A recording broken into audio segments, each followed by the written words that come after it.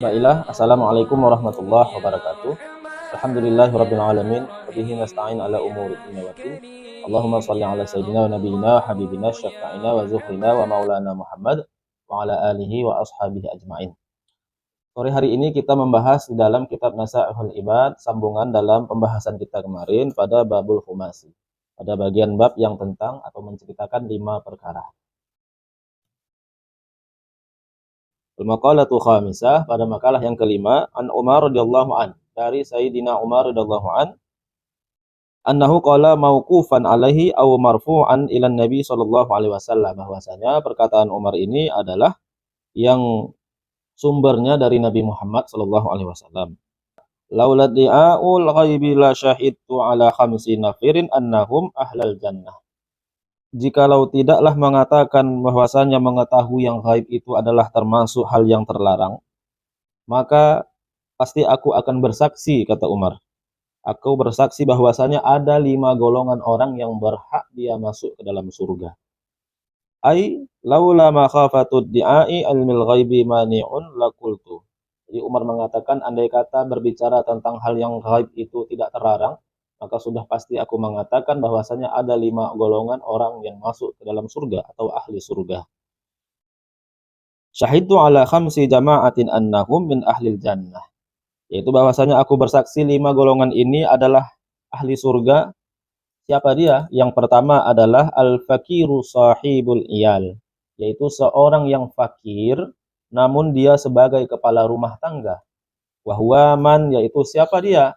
Wahwa man yaskunu ma'ahu, yang mana dia memiliki keluarga dan keluarganya itu tinggal bersama dengannya. Watajibu nafakatahu alaihi, dan wajib dia memberi nafkah kepada keluarganya. Ka'abdihi, seperti budaknya, wa amra'atihi, seperti istrinya, wa walidihi, seperti anaknya, sahir, seperti anaknya yang masih kecil atau belum lepas tanggung jawabnya. Nah, yang pertama, 5 orang yang ahli surga adalah, kata Umar, yaitu fakir yang memiliki keluarga tinggal bersamanya dan dia menafkahinya seperti anak dan istrinya. Maka orang fakir ini adalah orang yang ahli surga. Kemudian yang kedua, al-mar'atu radi anha zawjuha, yaitu seorang perempuan yang ridha kepada suaminya.